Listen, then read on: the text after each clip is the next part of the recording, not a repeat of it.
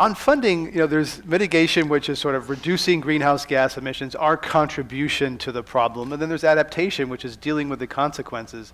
On the global warming stage, what San Francisco, in fact, even what California, the United States does, isn't going to really bend the curve. So why not just put all our money on adaptation, which is what we can control, rather than trying to cut our greenhouse gases, which isn't really going to affect the problem? I'm not so sure I agree that what happens in California doesn't affect the curve. You're right. Our portion of contribution to greenhouse gas is such that if we were 100% successful at reducing, it would not control the greenhouse gas problem. However, California is absolutely looked at as a leader in this issue. And I think what we do does have benefit in terms of being replicated and modeled in other parts of the country and indeed the world. So I don't think it's an either or. We cannot deal with it as an either or. We have to deal with it comprehensively. Melanie? I agree with Zack. I think it has to be a dual approach of continuing to focus on mitigation as well as having intelligent adaptation at the local level.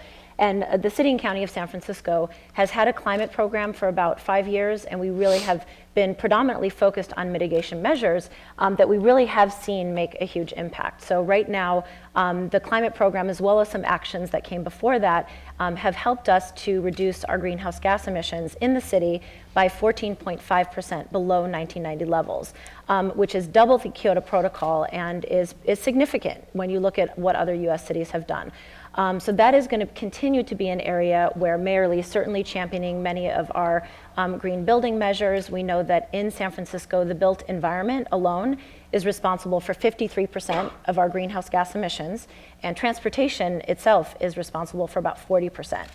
So we know that if we have strong policies and programs in those two areas, we can continue to really reduce our carbon emissions and to mitigate. Even if we stopped and were able to mitigate everything today, we cannot ward off every possible impact of climate change. So that's why cities now are waking up to say we do need to adapt as well. So we have to have a dual approach that continues to mitigate and not just accept the fact that we are emitting greenhouse gas emissions and adapting to make us more resilient. There's one other way that they're clearly related.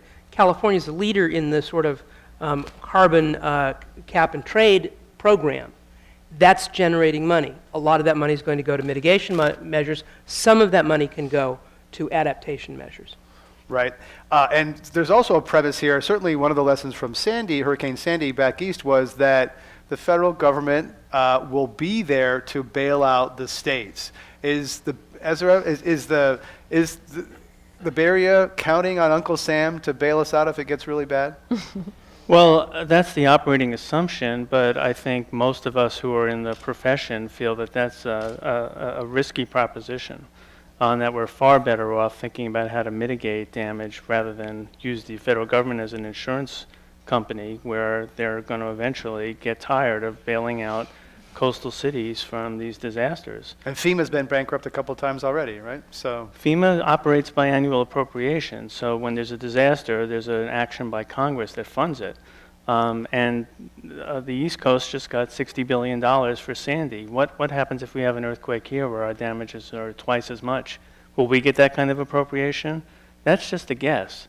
So we're far better off trying to figure out how to retrofit our built environment before we need that money, and then show what we can do in a local match. I'm not so optimistic that the U.S. government can continue to fund fixing areas just to see them in the same level of risk as they were before. And I think you need a recovery plan that's going to demonstrate how that risk gets mitigated.